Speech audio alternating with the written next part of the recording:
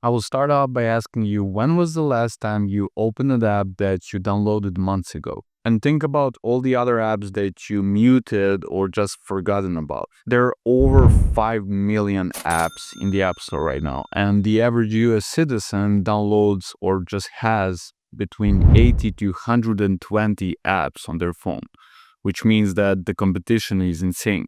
Having a functional app doesn't really cut it anymore, meaning if your journey isn't personalized or relevant, people will just mute you or forget about you or just straight up uninstall.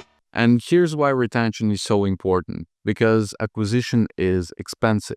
If you want to acquire a new install, it will cost you between $1 and $4. And if you're in fintech, niche, or e-commerce, it will cost you up from $5 to $10 for install, which is a huge number. Getting someone to make an in-app purchase will cost you around 50 to 200 per user. But retaining users, studies show this up to 5 to 7 times less expensive to retain the users than to acquire new ones. Every notification you send is a request for someone's attention. If it feels irrelevant or pushy, people will just ignore it, or worst off, they will just mute you entirely. The old way of spraying and praying messaging doesn't really work anymore, and if anything, it makes it worse. So what's the solution? Personalization. And the foundation of personalization is understanding user journey.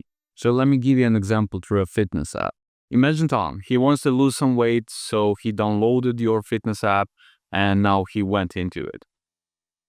Stage 1, onboarding. He sets his goals, he creates his profile, and he explores new features. Stage 2, engagement. He starts his workout, he tracks his progress, and he completes the workout.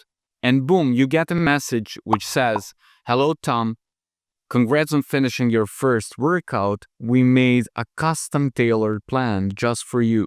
At every stage, there are touch points where you can deliver the right message at the right time to the right people, right? And it makes huge difference in engagement of your app.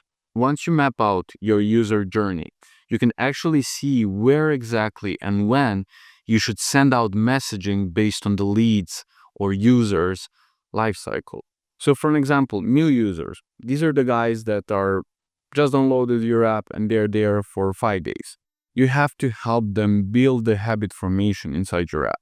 Experienced users, those are the guys that you had to engage for new purchases or new benefits. There are lots of tools out there that you can use to track these metrics, segment people, but I use OneSignal for my clients, and it's really helpful because it can show you exactly which platform users are coming from.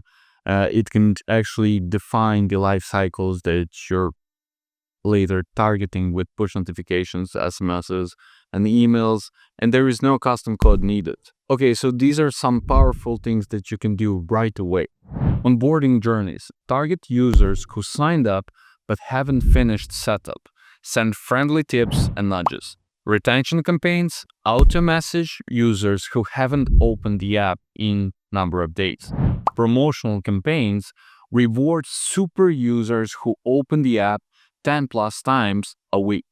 Just starting with this low level of segmentation will offer you a huge boost in engagement in first literally 10 days of you sending the messages. And to show you how powerful these things are, I will give you a few real examples that really blew my mind. Bitcoin.com sends price alerts, and not only that, but they have in-app guide on how to two-factor authorize. So it not only helps them transactionally, but it helps them with less volume of support tickets. Shake Shack uses location data to send regional menu when you're nearby Shake Shack.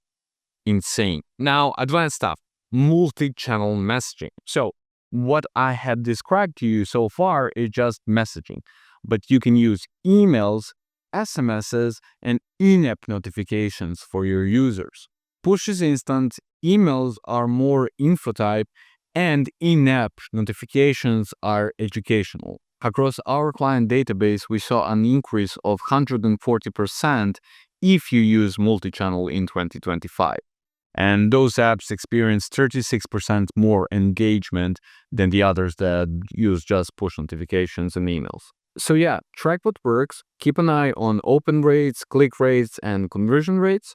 And just so you remember, your audience evolves, and so should your messaging. And advice for getting started is just start simple. Basic segmentation is a lot better than non-segmentation at all. And once you actually start doing this, you will see how much more engagement on your app will experience.